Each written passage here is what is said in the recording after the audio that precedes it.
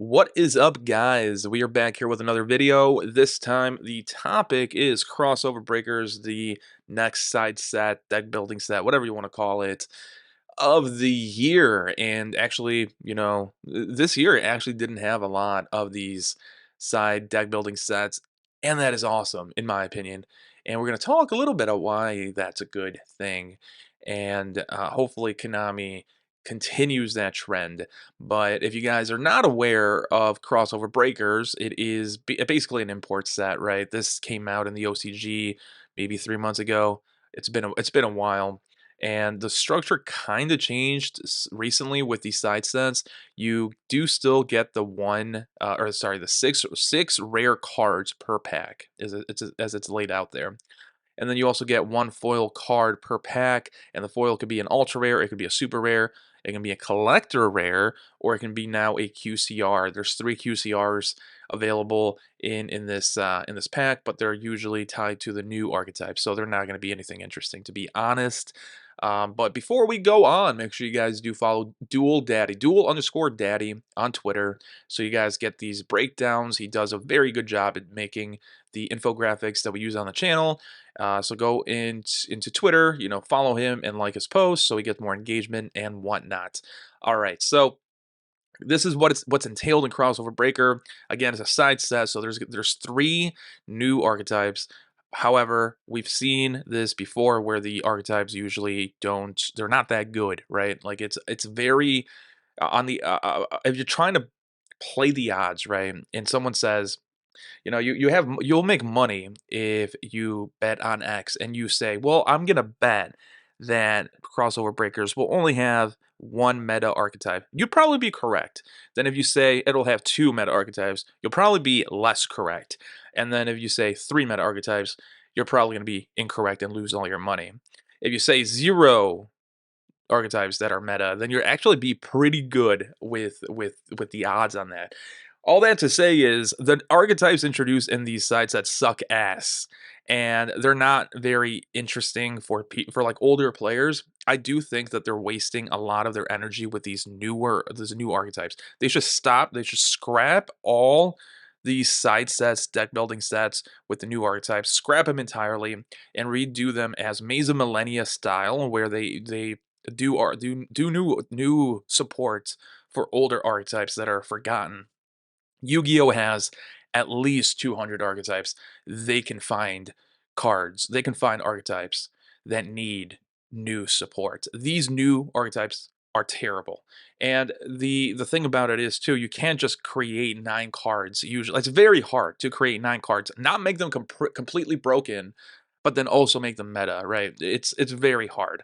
It's just an easier approach to refresh old archetypes.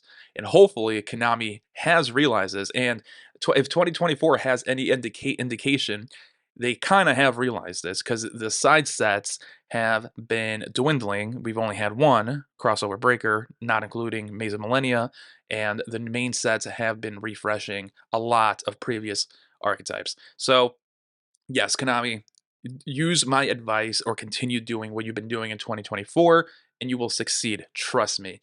Anyways, I'm not going to be talking about these archetypes because, again, chances are they're going to suck ass and they're going to be irrelevant compared to the meta. So they're irrelevant to me as a seller because they're not going to make me money.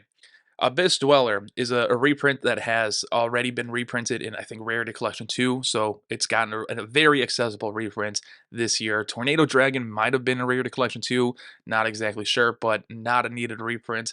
Allure of Darkness reprinted in Rarity Collection 3 or Bonanza, very accessible, didn't need a reprint.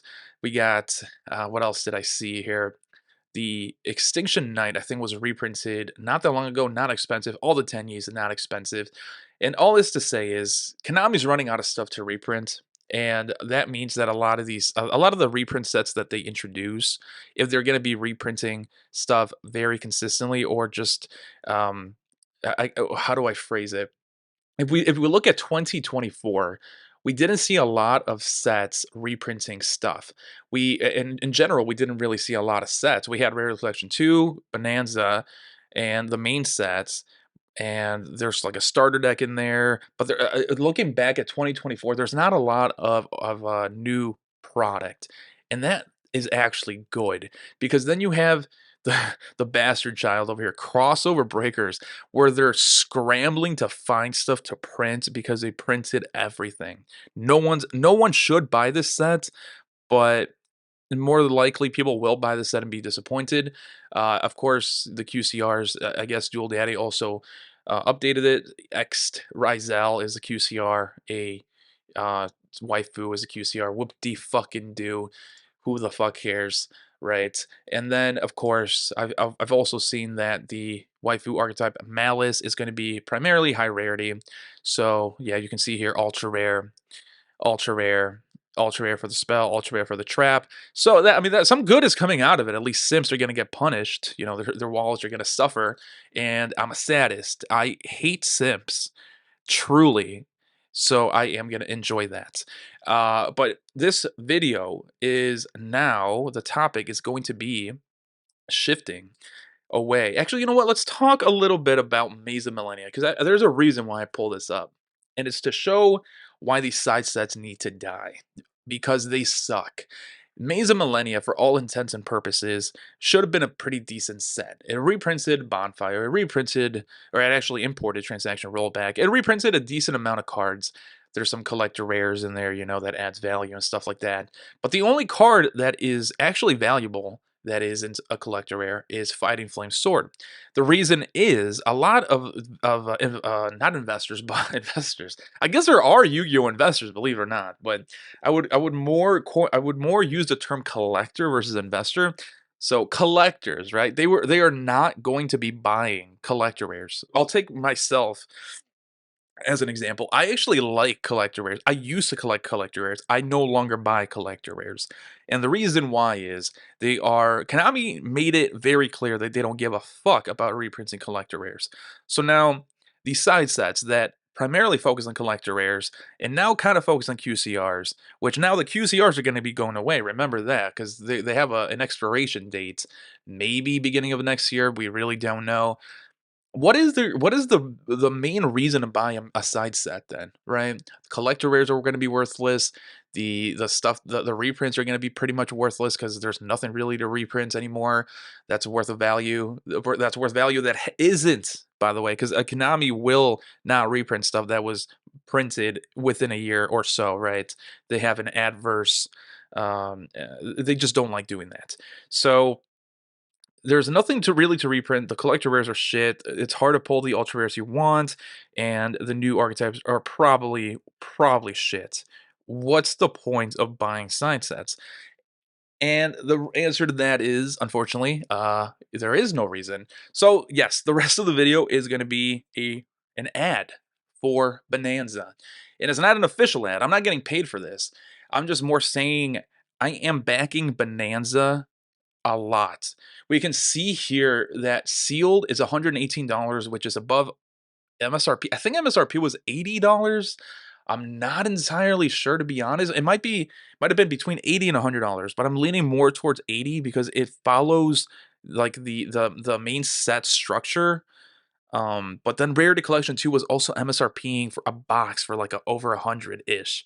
So I don't know, but I do know that the prices of everything has been going up in value. You can see here on release, it was about 100, now it's 120 at the lowest, 118 to be exact. I know there's going to be someone commenting, "Well, he doesn't know how to read. It's at 118. Okay, I got you, bro. I got you. Blue Eyes. I mean, it went down like I expected it to, but it's still pretty expensive, right?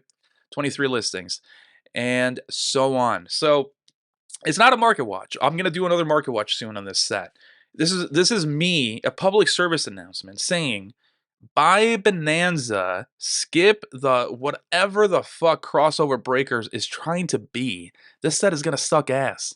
Go to your Target, go to your Walmart, clear out all the Bonanza stuff, and have fun with this set. You're gonna make out. You're going to get some really cool meta staples. You're going to get some cool collector rares, which are even in here, right? Like, what's the point of crossover breakers?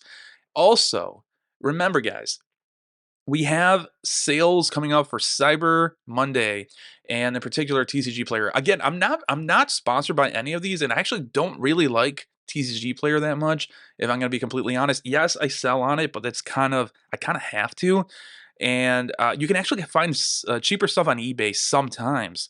Not right now, actually. If we look at eBay now for Bonanza, it's about even. Like well, actually, this is pretty cheap compared. Oh, $4. I guess it's not that cheap, and whatnot. But all this to say is, I'm not sponsored by TCG Player, but obviously, people are going to be waiting for the sales, and obviously, once the sales are live, people are going to be buying a lot of this stuff up, especially sealed, right? I think this promotion is for everything. So let's go ahead and read it real fast. Cyber Weekend is almost here. And it's time to prepare your inventory this year. We're excited to announce 4-day TCG Player. 4 days, guys. That's going to be nutty. TCG Player store credit promotion on the marketplace. From November 29 to December 2nd, everyone will receive 10% in-store credit on all products, sealed included. Let's go. TCG Player subscribers will receive 13%. 10% seems like a lot, actually. I think their previous promotions were 8%.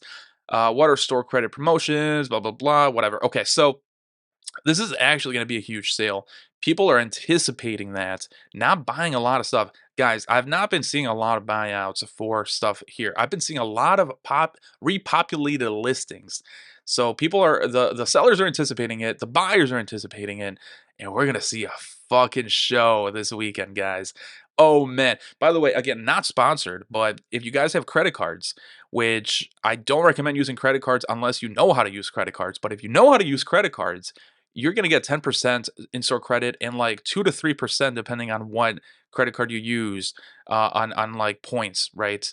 Back from whatever your purchase is. So you can look at 12 to 13% or 15 to 16% of your subscriber to TCG Player. That's awesome, guys. Wait for the cyber weekend sale or whatever. Shop around too. Maybe there's other better sales. Let me know in the comments if there are, because I'd be willing to. I'm curious, right? Because if this is pretty bad compared to others, I'm gonna shop where it's better. And then don't buy crossover breakers. Forget that set. Forget that set even exists, and buy Bonanza. All right. Catch you guys in the next one. Big thank you to the channel members, Eric Moreno and Burn My Dread. You guys rock.